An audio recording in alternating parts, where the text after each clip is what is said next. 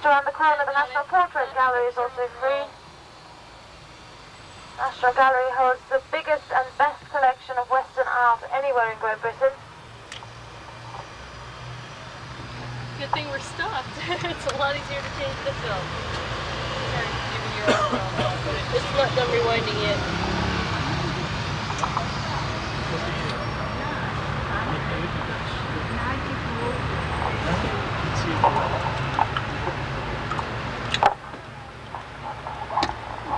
There you go.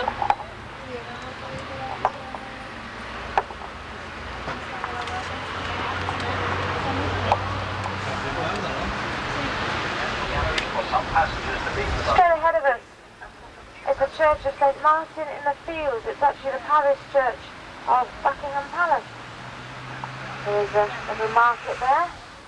And they have classical music concerts and also lunchtime recitals. And there's a little cafe in the crypt there.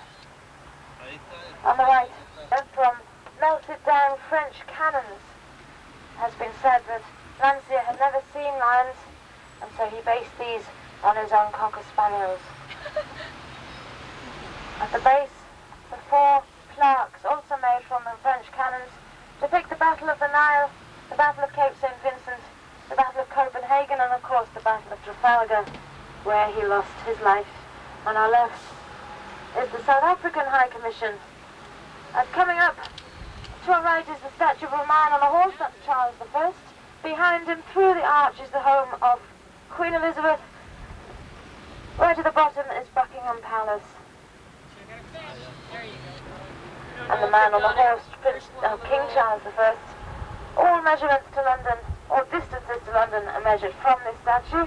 And he's looking down Whitehall, where he was brought in 1649 for his execution. To the left, Great Scotland Yard, formerly the home of the Metropolitan Police. On our right, the old Admiralty buildings, where Nelson's body lay in state before his funeral. And on our left, the old War Office. But coming up on the right is Horse Guards, and the guards change here every morning at 11 o'clock and 10 o'clock on Sundays. This is to the left. Sylwia Cymraeg. Ja, to jest chyba... Masz podjadkę.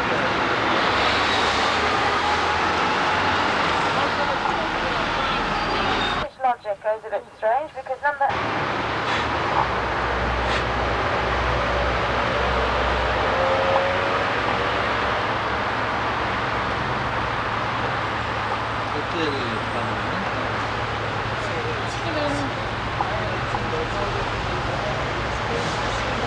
Married.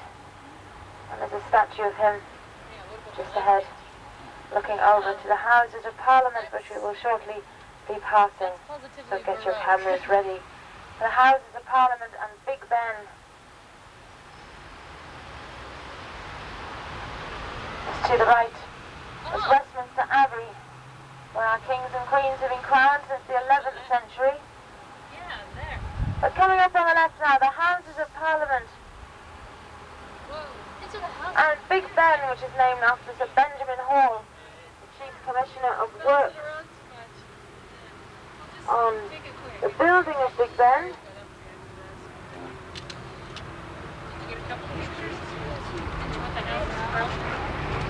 It's actually the 13.5-ton bell, which is called Big Ben. It was pictured to replace it.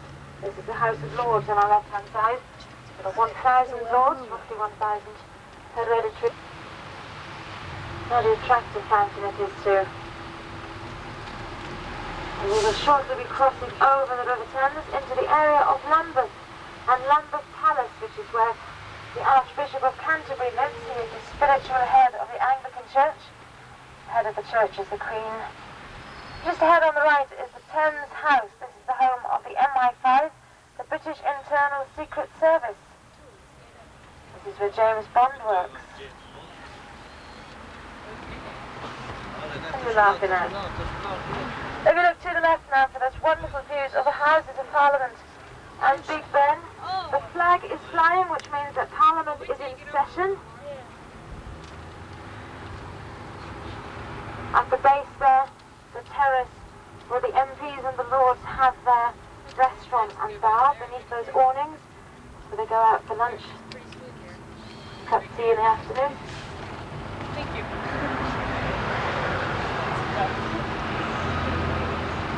And we're now in the area of Lambeth.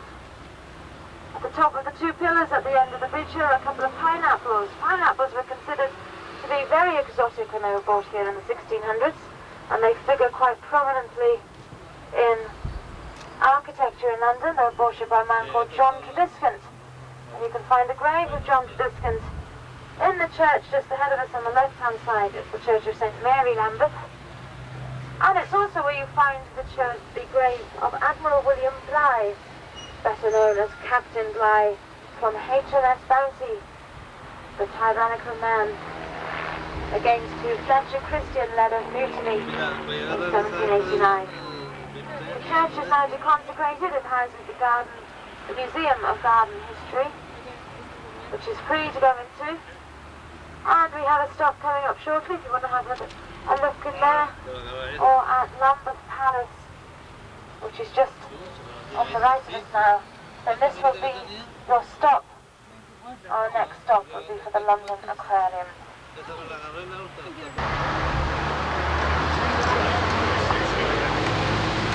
Oh, yeah. Oh, okay. I didn't think it was panoramic. Oh, don't stand up? Okay. Oh, okay, Daddy got a Lambeth Palace on our right-hand side has been a home of Archbishops of Canterbury for 700 years. Our current Archbishop is George Carey.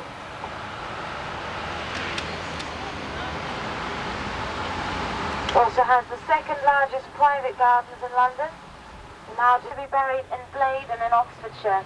On our right-hand side, there's a train waiting at the station for the funeral procession in 1965. Straight ahead of us, under construction here, is to be one of the largest cinema complexes in Europe. It will be 8 floors high and ready in time for the millennium. And to the right of us, formerly the Waterloo Hospital for Children and Women, it's now the American Schiller University. And we're now approaching Waterloo Bridge. Just ahead, to the left and right of us, is the South Bank Centre. Waterloo Bridge is the longest bridge over the River Thames in central London, and it's often called the Women's Bridge because it was built during the Second World War when the men were away fighting and most of the workforce were women, and I would advise anyone who's wearing a hat to hold on to it now. I'm not joking. I've learned from experience. But this is where we see the two cities which make up London. On our left, we just passed through the city of Westminster, the newer part of London, the political, spiritual part. The Minster in the west, 1,000 years of history on our left-hand side. And on our right, the city of London. You may be forgiven for thinking it's the newest part because it does have a very modern skyline these days. But it was to here that the Romans came in the 1st century AD and built the city of Londinium in the east. It is now the financial heart of London and Great Britain, and we will shortly be going through there. But before we do, our next stop is the Australian High Commission. Now standing out the front are statues of some people wearing traditional Australian dress on our right-hand side. To our right is William Gladstone, Queen Victoria's least favourite Prime Minister, and the Church of St Clement Danes, which is the central church for the Royal Air Force, and the pockmarks in the wall here are left over from the bombings of the Second World War. Parishioner of the Church of St Clement Danes. On our left-hand side are the Royal Courts of Justice, where civil cases are tried. Twinings on our right has been in the same family for over 200 years. It's one of the narrowest shops in London. But just ahead of us is the Dragon. This is the Temple Bar Monument, which signifies that we are now leaving the city of Westminster and we're entering the city of London. And traditionally at this point the sovereign must ask permission from the Lord Mayor of London before entering the city. And this is still carried out on state occasions. They would have been a gate here in years gone by, and the sovereign would not be allowed in without permission from the Lord Mayor. Just ahead on our right, the black and white building dates back to Shakespeare's day. It's called Prince Henry's Room.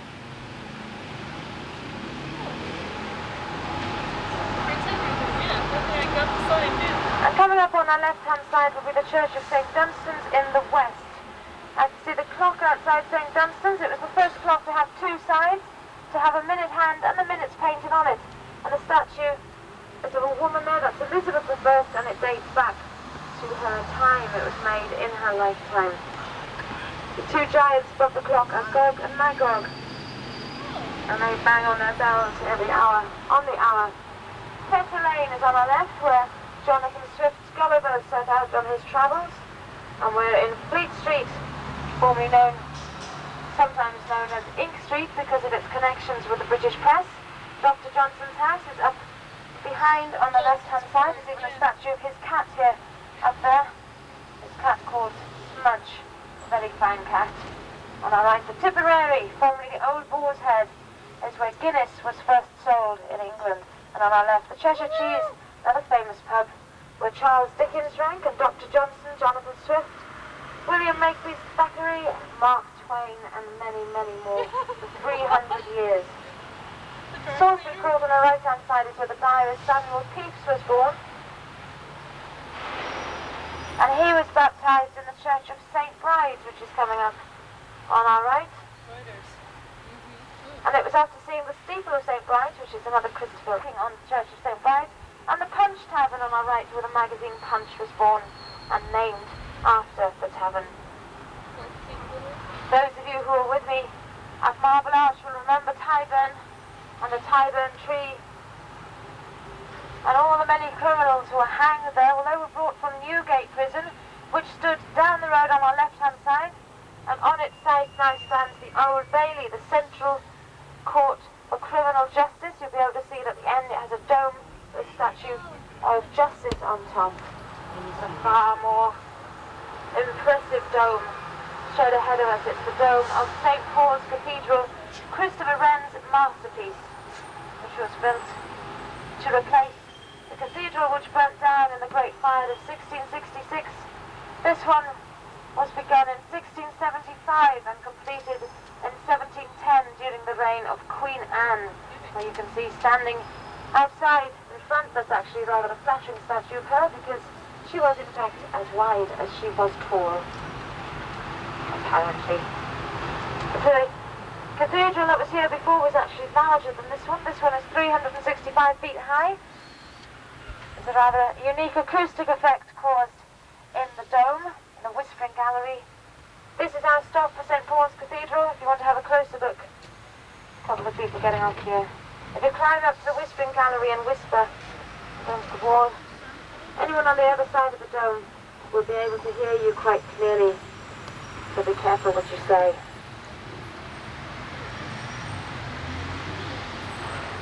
Yeah, I can't. When Christopher Wren was rummaging around in the rubble of the old cathedral to find a stone for the centre of his dome, somebody handed him a tombstone. Famous people are buried in St. Paul's Cathedral. The Duke of Wellington, Lord Nelson, and Christopher Wren himself, who has a simple epitaph. If you seek his monument, look around you. St. Paul's is often known as the People's Church, and it's because of that that Prince Charles and the Princess of Wales decided this is where they would marry in 1981. On the top there, the smaller turret, there's a pineapple. I did say there would be one, and there it is. They're all over the place in the architecture in London. And the metaphysical poet John Donne was a dean at the old St. Paul's. There was a statue of him, stone figure of him, in the old cathedral, and it was the only thing to survive the fire. It's now in the south choir aisle of St. Paul's, and there are still traces of the fire on the stone from over 300 years ago. On our left is the School of the Choir Boys of St. Paul, and behind there is the Barbican Art Centre with a theatre and concert hall. Coming up on the right-hand side.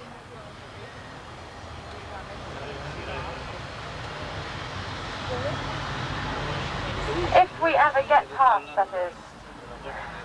Well, the head scout. Ah, yes, St. Paul's. St. Paul's Cathedral. Behind us now. Been behind us for a while. What can I tell you about St. Paul's? It does take about 40 minutes to climb right to the very top of St. Paul's. And about 15 minutes to get back down. It's usually about 3.5 hours to recover, if I remember correctly.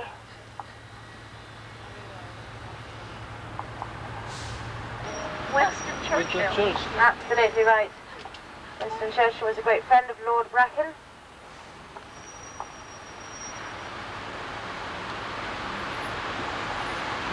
And I'm out on Cannon Street. This was formerly called Candlewick Street, because this is where many of the candle makers were based. You see a lot of that in the City of London. Quaint street names which derive from the occupations of the people who lived and worked in them.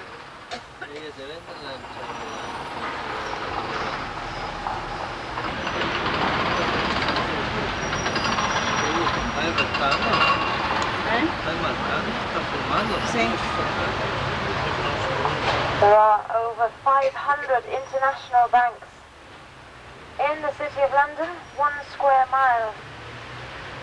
The City of London.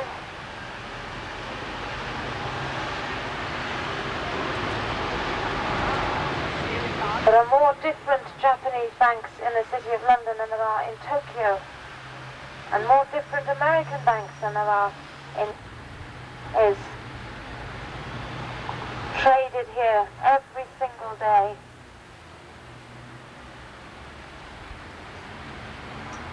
The London International Finance and Futures Exchange is down on our right hand side.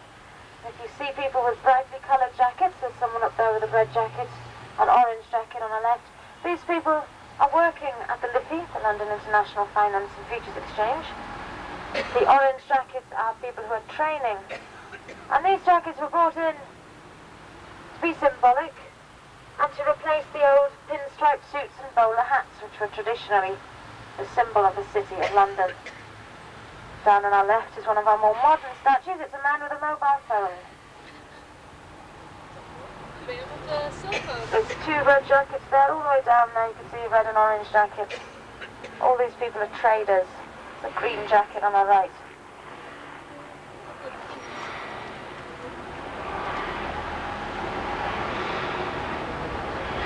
But this is in fact the oldest part of London. As I mentioned, this is where the Romans came. And if you look to the right, this is Cannon Street Station, but this actually stands on the old Roman palace 2,000 years ago. And there was a thing called the Roman Stone, the London Stone, and the Guildhall, which dates back to the 1400s, famous for all its banquets and balls. And this is also the place where the Great Plague of London broke out in November of 1664. It was thought to be carried by the dogs and cats, and a price of 2pence was put on the heads of any dogs and cats handed in. So people started handing in all their dogs and cats, and in 1 month. And in 1666, in the bakery of Thomas Fariner in Pudding Lane, a fire began in a pile of wood. It was only a small fire, but it spread quite rapidly, and for 4 days and 5 nights it raged across the City of London, wiped out 4/5 of the city, but miraculously only killed 9 people and got rid of the plague. You may be able to see directly straight ahead of us is a blue plaque on the wall, just a little bit ahead. This actually represents Pudding Lane, where the fire began. A monument was built to the fire. It's the tallest 17th century monument in the world. It's 202 feet high, stands 202 feet from the spot where the fire began, so if it was to fall in an easterly direction, it would land on that spot. And the monument is on our left-hand side now. At the base in the stone, pictures of the panic of the people.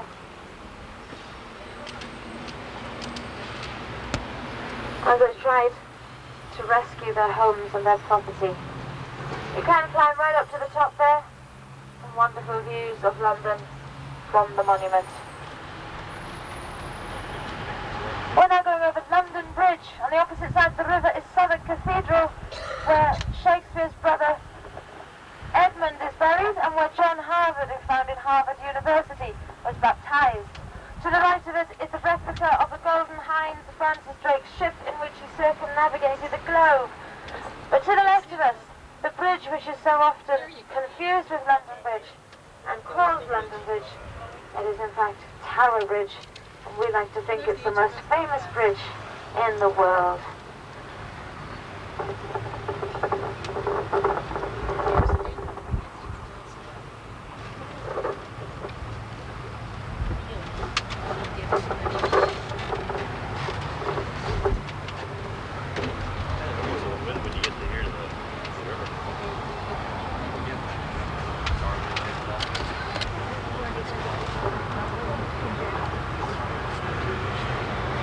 In front of it is HMS Belfast, a cruiser from the Second World War. It's now a naval museum. It is open to the public. You'll be able to get to it for my next stop. And the reason it can be moored where it is because Tower Bridge is a drawbridge and it lifts up in the middle to allow large vessels to pass through it. We will shortly be taking you over that bridge. From there, that his pilgrim is set forth to the shrine of Thomas a Becket. We have a stop coming up outside the London Dungeon, which is a museum of horror. And our next stop after that will be the Tower of London. So if anybody's visiting the Tower of London today and they don't have tickets, I would advise you to tell me, because if you get them, okay. If you get them at the tower, you may have to queue for about 2 hours. Okay? Anybody else? Yeah? No? Sure. Okay.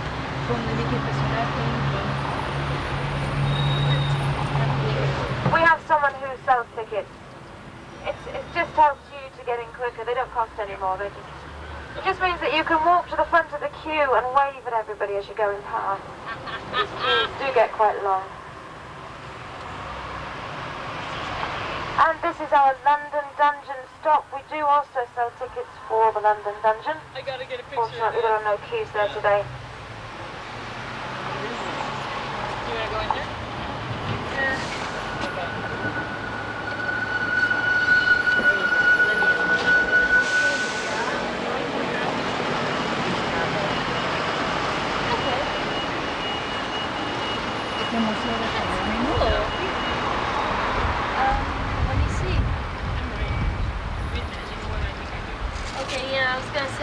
I've been using mine as a bookmark, so I think I left it back to mine as well.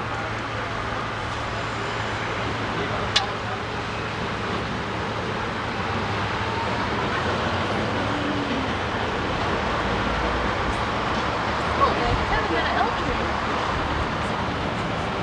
That's not kind of an L train it is, just only in parts.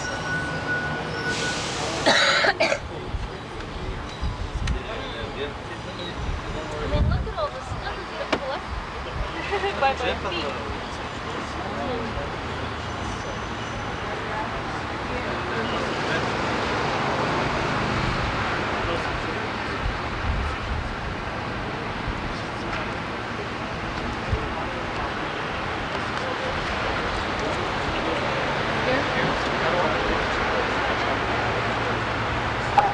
Does anybody else want tickets for the Tower of London? Oh, okay. Museum.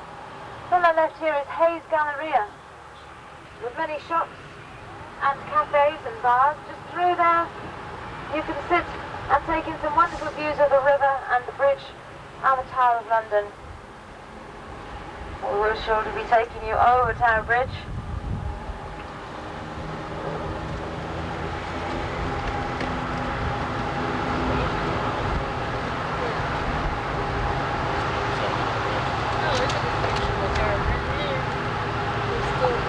I think I want to get one as we approach it. Oh, that's the Tower of London there. Yeah. Just ahead on the left, the red brick building is where John Harvard of Harvard University was educated. Tower Bridge was built between 1886 and 1894. It cost £1.5 million, which is quite a lot of money then. And it's a vacuum bridge, or a drawbridge, which means it lifts up and lets big ships go through. This used to happen about 500 times a year. These days it happens about 50 times a year. But they do have an extra lift every Saturday morning. They do a maintenance lift at 8 o'clock in the morning, so if you do want to see it and you're around on Saturday morning, then that would be a good time to go. It only takes a minute and a half. Don't be late or you'll miss it. Each of the towers weigh 1,000 tons.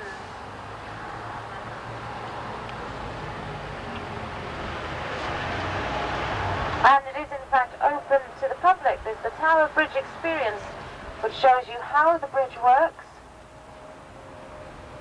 how it was built. There's a museum, and you can climb right up to the top of the tower and walk from one tower to the other. There's a walkway across, Hey, I had to say it. Yeah, but I was which will be above us right now. Just to the right of us, Canary Wharf is the third largest building in Europe.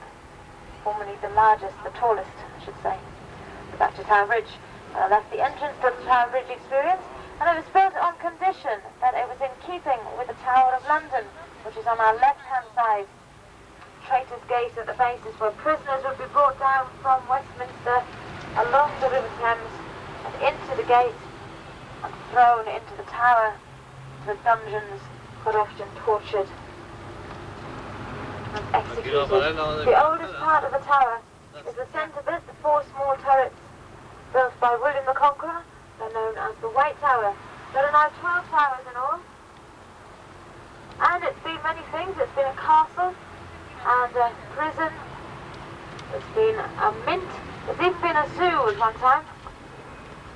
And of course a place of execution. 3 Queens of England were executed here. Lady Jane Grey was executed here. And 2 wives of Henry VIII. Henry VIII actually married his first 2 wives here, Catherine of Aragon and Anne Boleyn. But unfortunately he brought Anne Boleyn back here a few years later, and this is where she was executed. And his 5th wife, Catherine Howard. It's also where William Wallace was imprisoned and tortured before his execution. Guy Fawkes, who tried to burn down the Houses of Parliament, was imprisoned here. Sir Walter Raleigh was imprisoned here on several occasions. And the last person to be imprisoned here was Rudolf Hess, not so long ago. The moat used to be filled up with water to stop people getting in or out. And there was talk of refilling the moat. Whether or not this will happen, we have yet to see. And we have a stop coming up here for the Tower of London.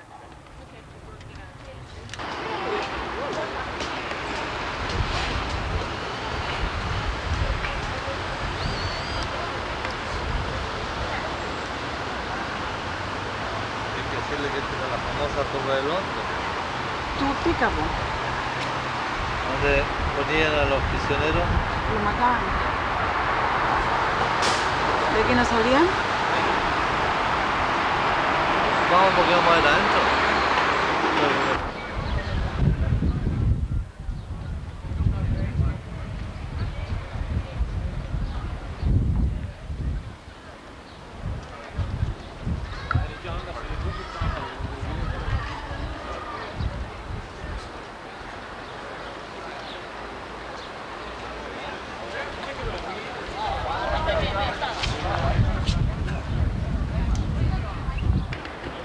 $80 por 2,5. Diría $750. Sí.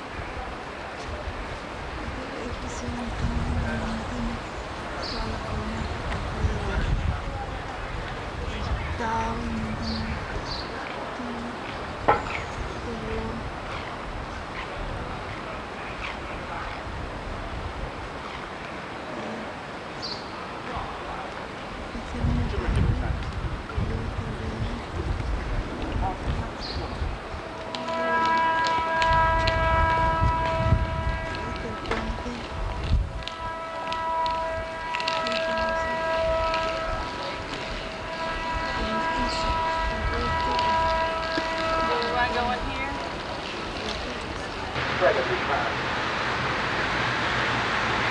Was for the future funding has been up to the tree. Yeah.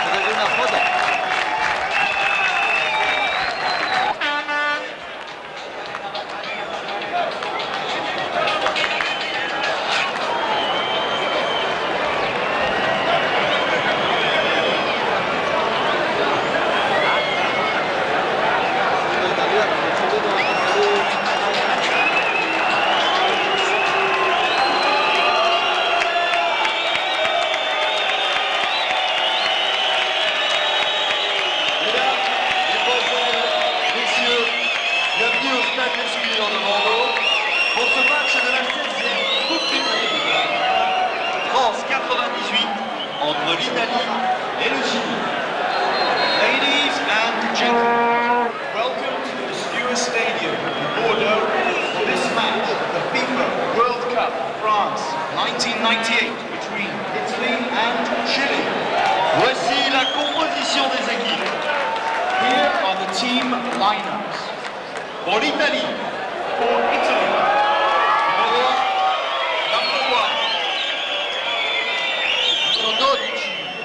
Gianluca Pagliuca. Numéro 3, capitaine. Number 3, captain. Numero 3, capitano. Paolo Maldini. Numéro 4, Number 4. Numero 4, Fabio Cannavaro. ¿Quién es italiano y chileno? Number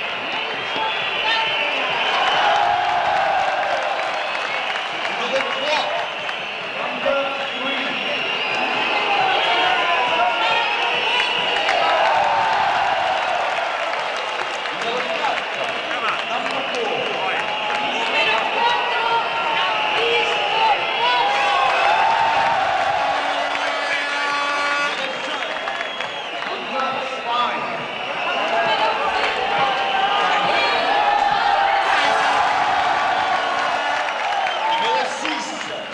Number 6. Pedro Meyer. Number 7.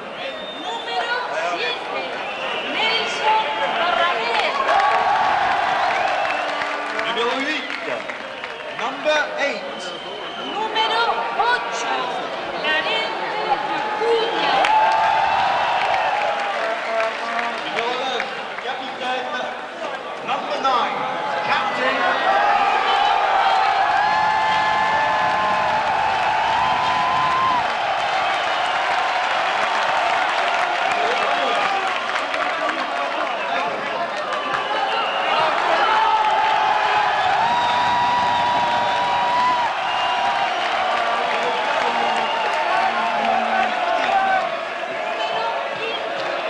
Moisés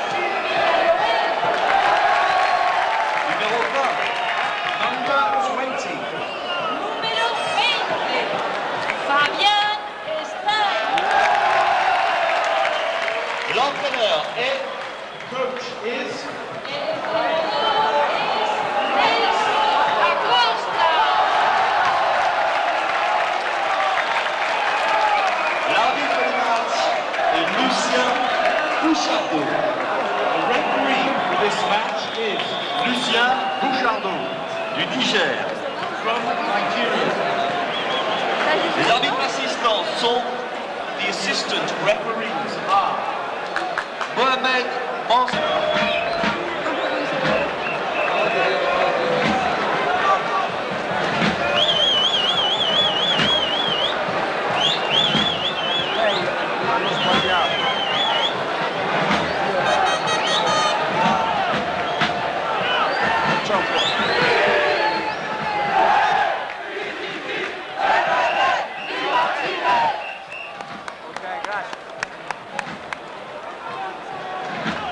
Your match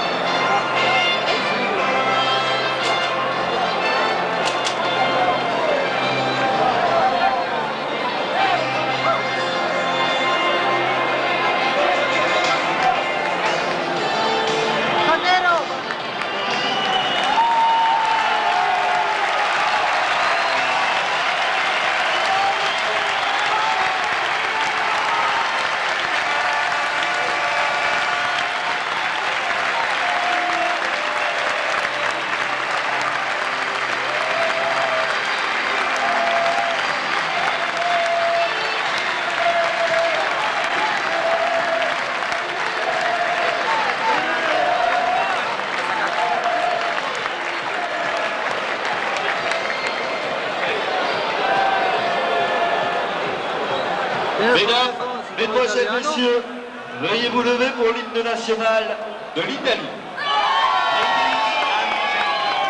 Please stand for the national anthem of Italy.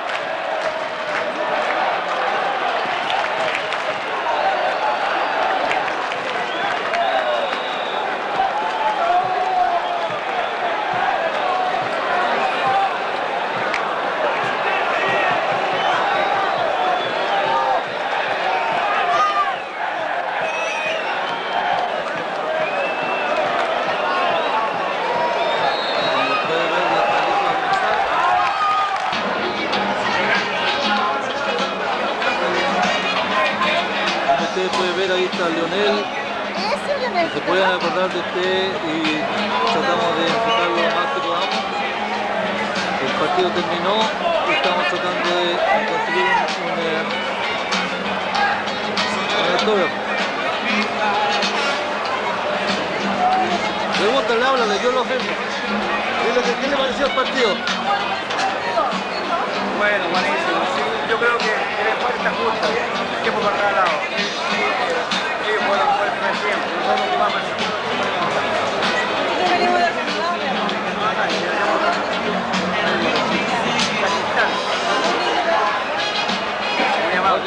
Gracias. Un saludo a una hija que tengo en la Canadá.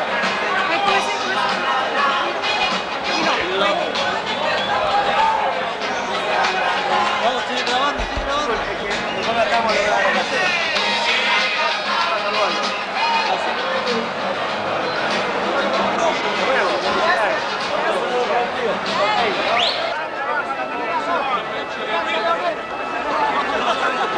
Ahí correcta Lionel nuevamente, rodeado de todo hincha, está firmando algún autógrafo.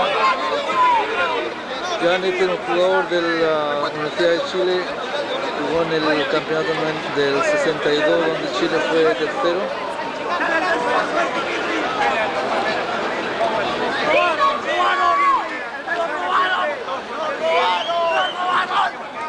¡Grande Chile!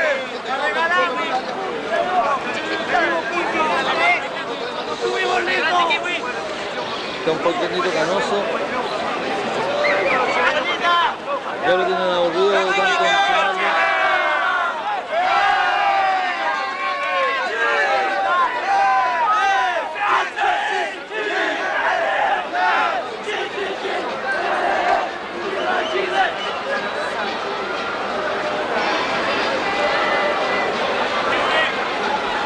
Fue un partido muy disputado, muy hermoso, incluso peleamos con las barras de Italia. En el primer gol un italiano se paró, me miró y me mostró la mano diciéndome toma, fuck it. Y el segundo te lo mostré yo, le toqué la espalda y le mostré yo la mano.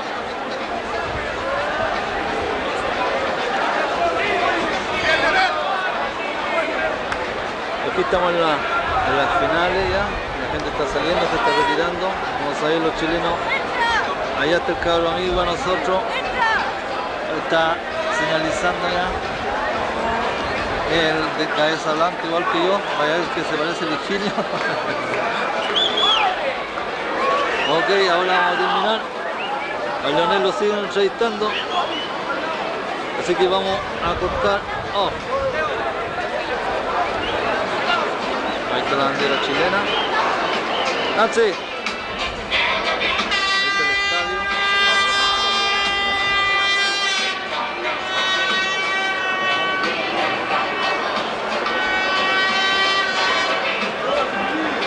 Ok, con esto terminamos. Nancy, mírame esto. Mírame esto, Micho. Aquí vuelvo al estadio.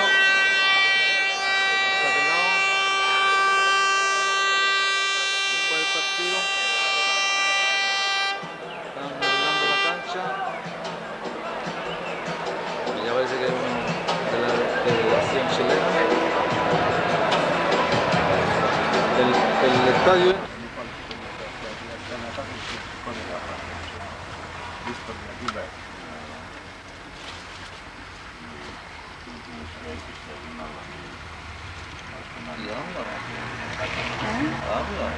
Ahora tuvo.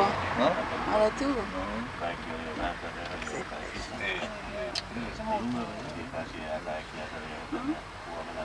Hicieron eso lo que esto es lo único que debe ser como iglesia. El otro edificio como una virgen. Ahora vamos a ver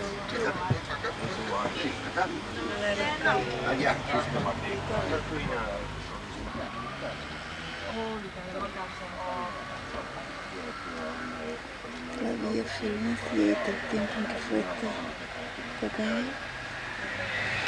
Y fruta vacuncia, esa fruta fresca, esa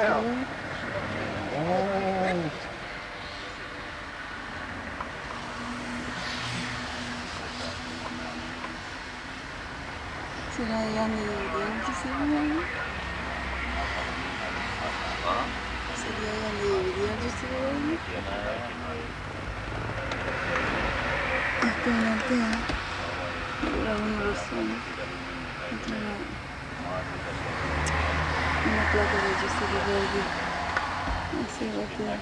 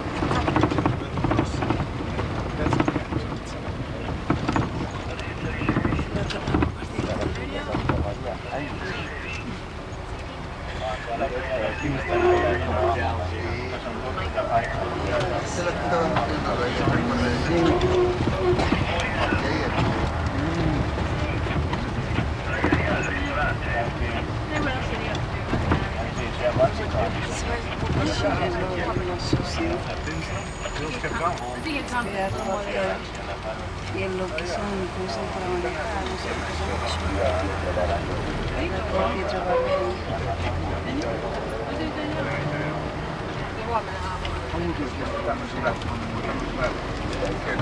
Se van a hacer arriba, ¿no? Porque tiene el viejo.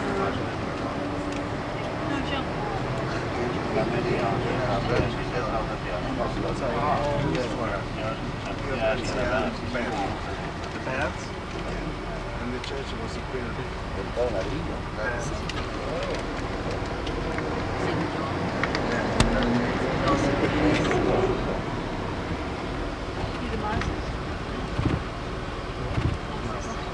Blanca de Italia.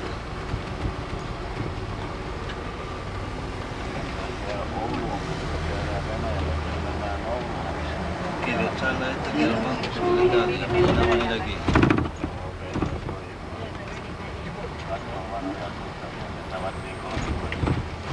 Sí, se parece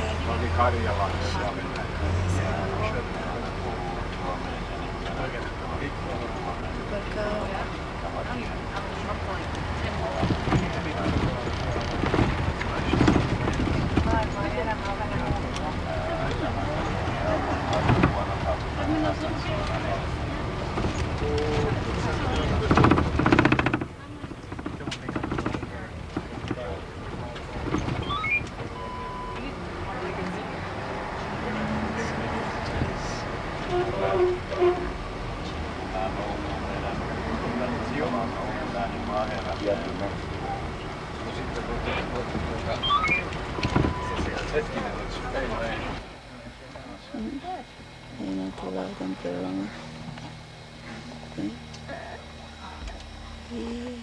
Poi le terme di Dioclezia.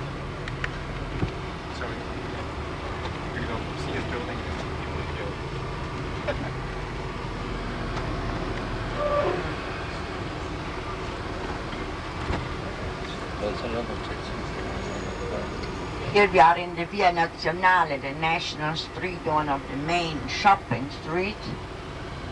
Questa è la Rue Nationale. Rue des Magasins, estamos en la Vía Nacional y calle de Tiendas.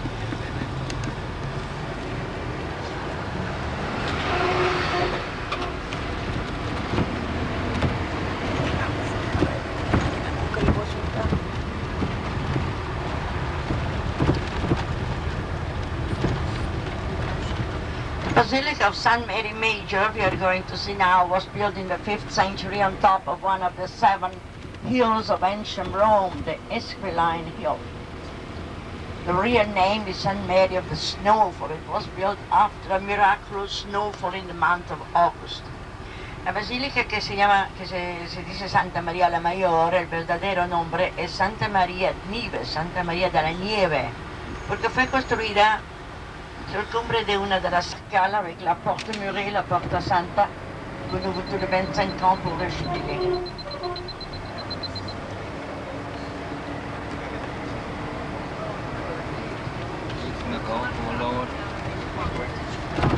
Tom sí que lo puede apretar ahí, ¿eh? Aquí. Ya, déjame lo que lo estoy. Vamos a visitar. No, esta guay ya no me agrada mucho.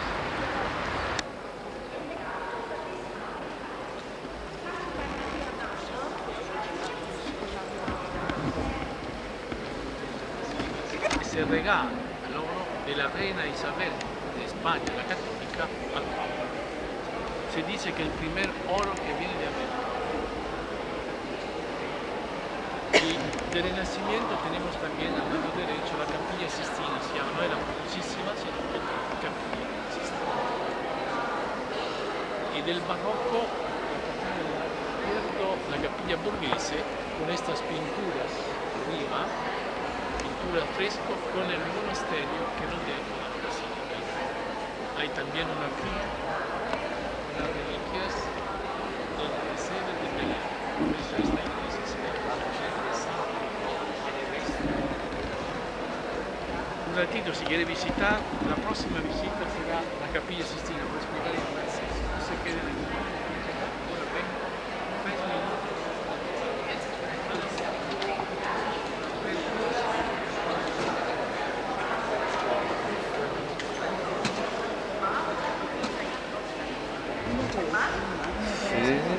Sí.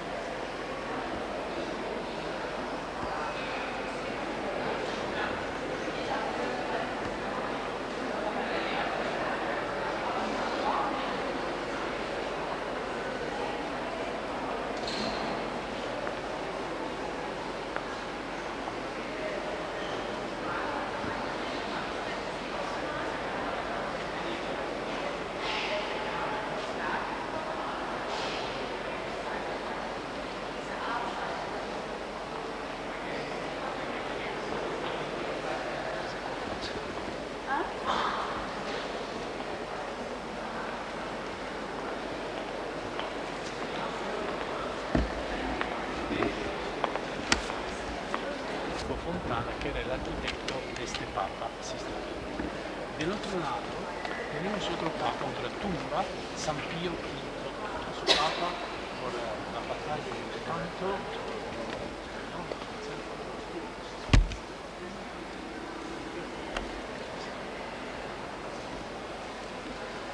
Parece que la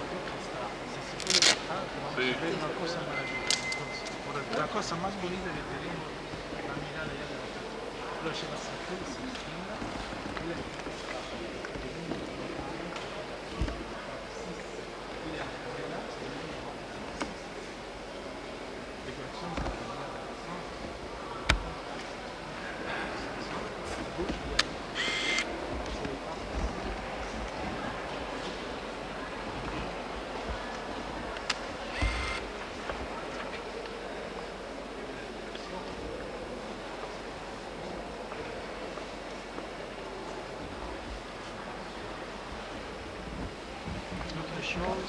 sulla marcia, la prima marcia, e tanto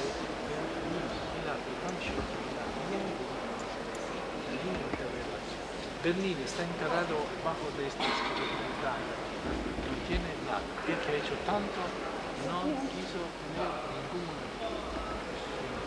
Ahora, si se puede ver la pintura sulla maravilla. Ahí.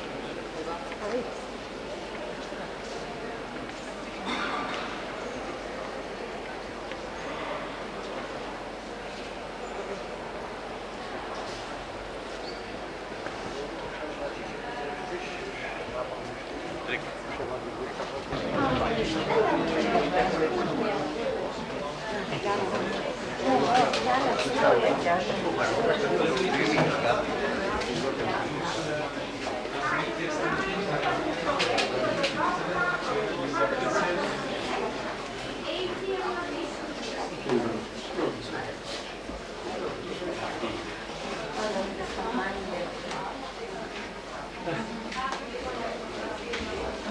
La statue del Papa Jan, c'est la chapelle borghese. Ils ont vu un pape là qui est là, la statue du pape Paul V borghese.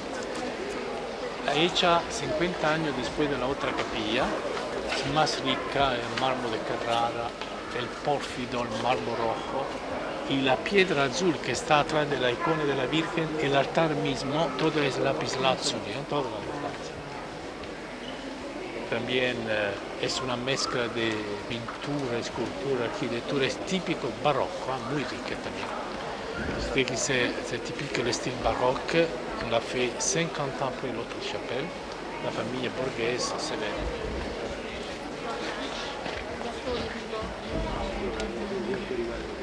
Di Stefano Materno, al centro una corona di angeli di famiglia mariani circonda una Madonna sott'ala del tipo romano orientalizzante. Secoli XII-XIII, vedi quello lì, ti ricordi che parlavamo quando avevo sentito quella cosa per telefono, c'era la cappella che dove si entra per venerare la Madonna, e c'era faceva vedere un mosaico della Madonna, Sì. e quello là. È mosaico quello? Già attribuito a allora. Ai lati dell'altare statua di San Giovanni Evangelista, di San Giuseppe di Mariani e del Buon Vicino. Alla parete destra si porta il elemento ottavo del Ponzio, della Corazza. Sí, mucho más rica. Lassù come sono lavorati? La statua del Papa di Giacomo Sillaloni. Basta vedere con scene del Pontificato sopra del Buon Vicino, vedi sempre di questo chiavi con le scene, proprio come l'ha fatta apposta, no? Dice ahí.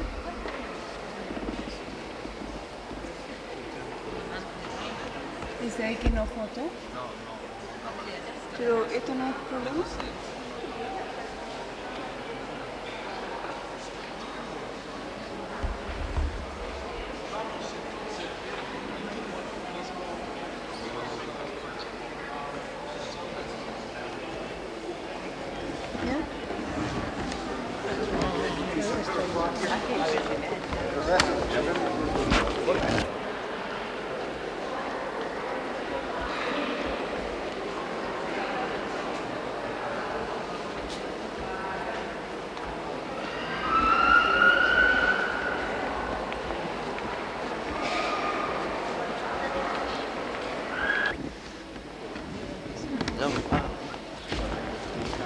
Constantin, le premier empereur chrétien, qui a donné liberté de culte aux chrétiens.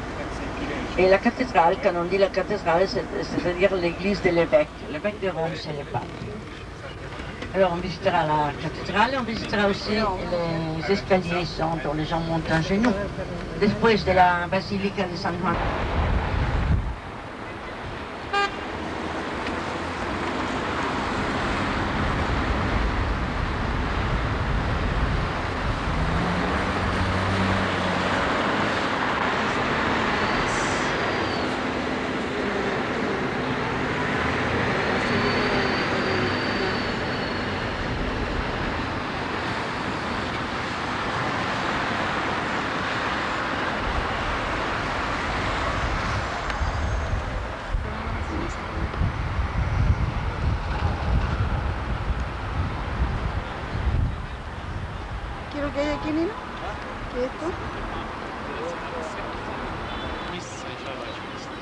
Là, ici, c'était le palais du pape, la première résidence et la première église. Ça, c'est la cathédrale du pape, la première église publique bâtie en Occident. Reste quelque chose seulement. Il y a la chapelle là-dedans du pape. Le réfectoire et seulement la mosaïque.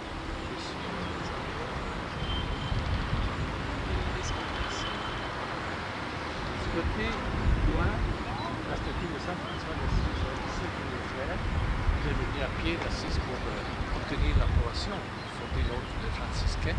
Le premier pape n'a pas accepté, le deuxième pape, Honorio, il a accepté.